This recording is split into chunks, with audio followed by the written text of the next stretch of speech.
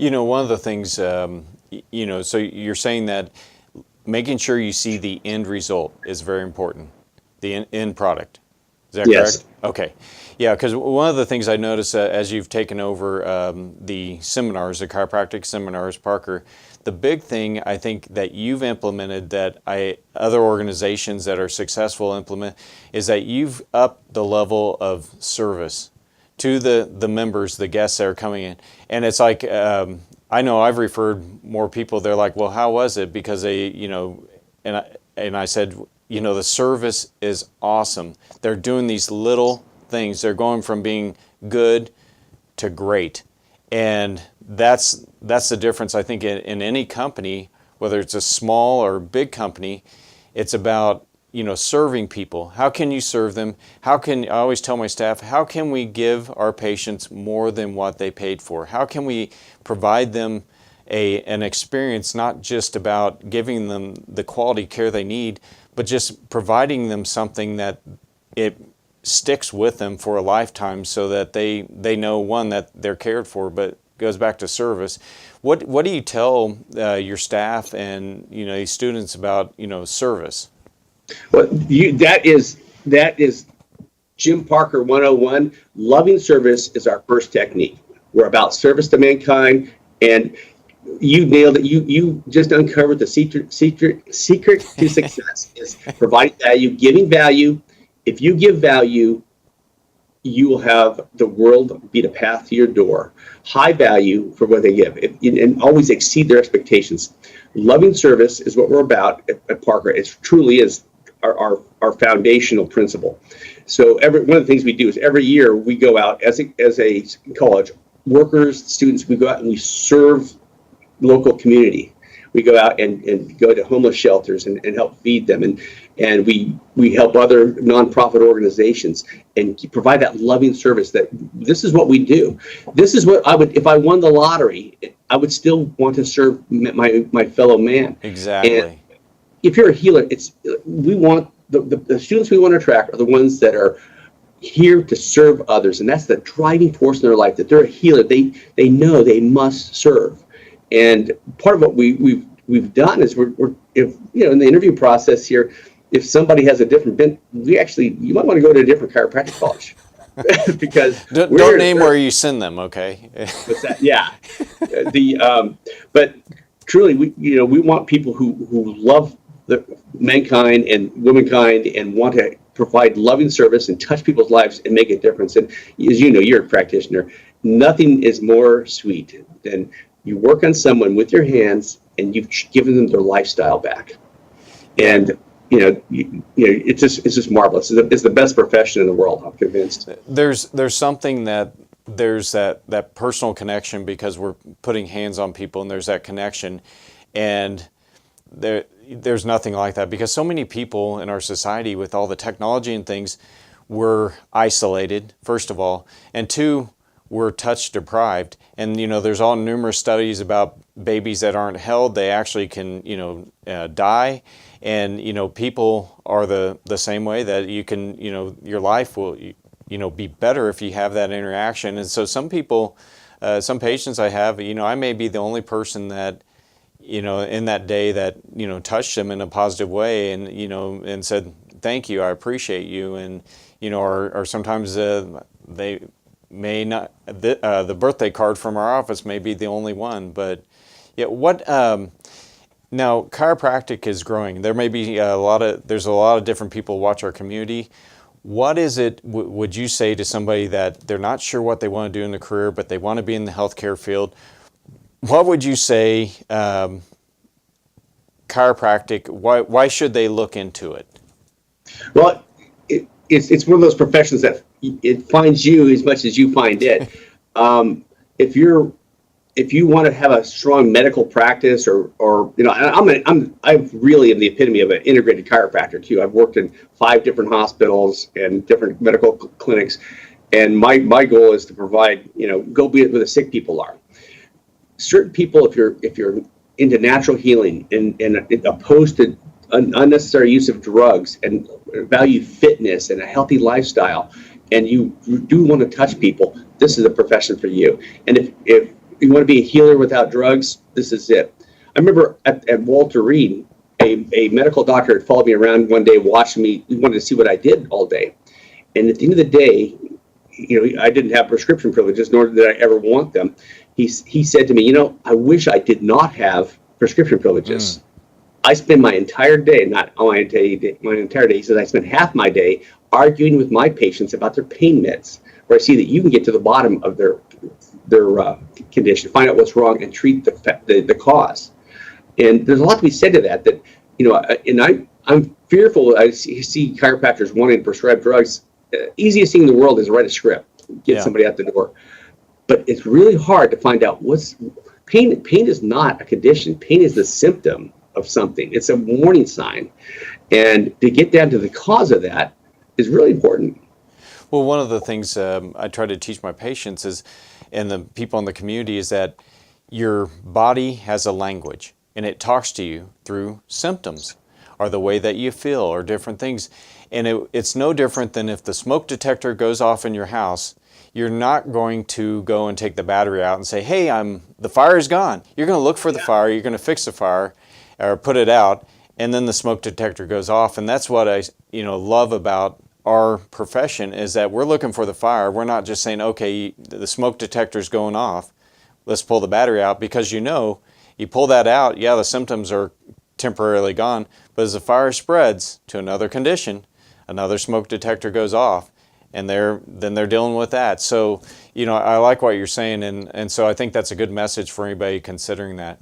Now, when it comes to a person's health and they're trying to live their healthiest life, what do you think are some important parts to make up, or that they should consider in making their healthiest life? The healthiest life, there's a few things. I'm always got a bottle of water in my hand. For one, hydration, vigorous exercise, and I think the big thing they neglect is sleep. Sleep deprivation is paramount. Yes. I would get up at 4:30 in the morning when I lived in Washington, D.C., just to get to work, through the traffic. And I went through probably 20 years of sleep deprivation, and I can feel the restorativeness of sleep since I've had more time here in Dallas and a shorter commute. Sleep is good. Stress reduction, setting your life up where you don't have a lot of those annoyances and stresses, but also being a spiritual person, that it's how do you respond to those stresses? Do you get angry when somebody cuts you off on the freeway, or do you think, this person might be in a hurry? They might be late for work, or they might have had some bad news today, or something's going on, and it's how you handle things mentally. On the point of the driving part, somebody you don't know what happened with them, because a lot of times a person may want to give them the one finger salute. And it's really, they just found out, their wife was in an accident, they're driving to the hospital, or, their child was in an accident or something, and we don't know. And so I try to, when I see that, I always, say a little prayer and say, make it to your destination safe, or, whatever it may be, because it's not personal. And that's what we have to understand. But so many people were so wound up so tight. And what you're talking about, the sleep, it's like, patients that'll ask me about weight loss, I'm like, first thing I'll say is, how long are you sleeping? How restful is your sleep? Because someone could be in the bed for 8 hours and not get restful sleep, but all those cortisol levels, all the bad hormones are producing, from that. And do you tell anything to your patients about sleep as far as sleep strategies? I do, and you're right. The cortisol is one thing, but also leptin production, as you know, leptin is that chemical that tells us we've had enough to eat.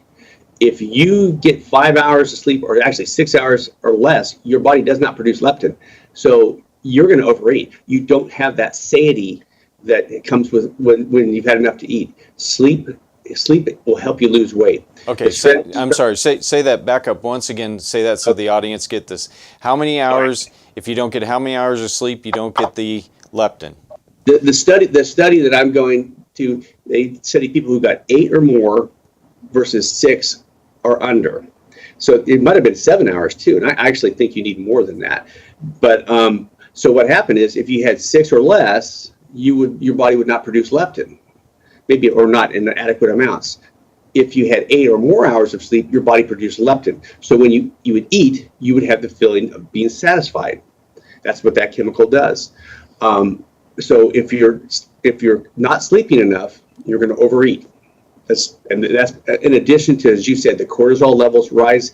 If you overexercise or if you undersleep, you're going to get your cortisol raised. So that's going to cause wasting of your arms and legs. Your muscles will shrink. Your belly will grow. And that's a very unhealthy state. I said earlier about vigorous exercise. I should say physical activity, because all activity is beneficial. I like to have a high intensity spurts of exercise where I do some high intensity. I think there's a value to that. Not everybody in all stages of life can do that, though. Well, it's kind of like if it's going to be painful, make it quick. Right? Yeah. Rip the Band-Aid off quick. That's good. I like it. You know, one thing that we were talking earlier before we started the interview about, keeping at it, because I was born in 1968 and, I can feel things changing. And so the first thing I do when I get up and out of bed, and, I'm like, thank you for another day. Then I drop to the floor and I do push-ups to failure. And I try to keep up with that. Now, I'm probably not anywhere near you, but I try but I try to do something to get the blood moving, and it's a simple habit, and it doesn't take that long. And then I'll go in and I'll put my contacts in or whatever it may be, and then I'll do another set. So I try to do 3 sets in the morning as I get ready, and that's been a regime for me for a long time because it just really I feel so much better. And so it was excellent what you said. We don't have to be CrossFit champion Rich Froning every day. We just have to be, ourselves, but keep moving. I remember at the gym, I think I was about 35, and there was a guy that, was about my age in an indoor track, and I would kind of run by him, and I'm like, come on, old man. And yeah, we were stopping and talking, and he goes, as you get older, every decade, the important thing is you just keep moving. You just keep moving. And he goes, it's not how fast you do it or what you do. He goes, it's the fact that you can do it. So here's a great quote I heard, is exercise should be a celebration of your health, not punishment for what you've eaten. Oh, man. So speaking of eating, what do you feel as far as a healthy life nutritionally? You talked about hydration and water, and we too have to be careful with that, because if the plastic bottles are sitting, we don't want to keep them in your car in the middle of summer because that can be harmful.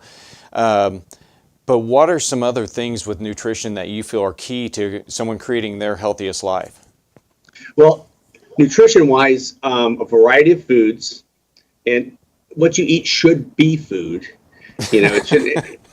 My wife who's a chiropractor, is the expert in nutrition in our family, and we're developing a functional nutrition master's program here at Parker.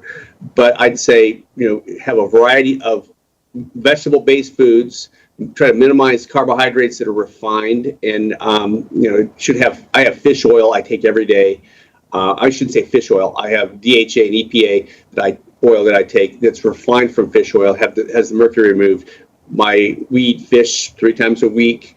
I'm not a vegetarian, but we seek to have foods that are rich in omega-3 oils, grass-fed beef, and chicken, lesser chicken, more fish. But yeah, those having like last night, I had a chopped salad for dinner. I had range-fed eggs for breakfast this morning. I'll usually have something light at lunchtime. I don't want to fade out. And as I get older, you actually need to eat less, because it's harder to keep that. But plus, the less you eat, the longer you live. The study after study shows that.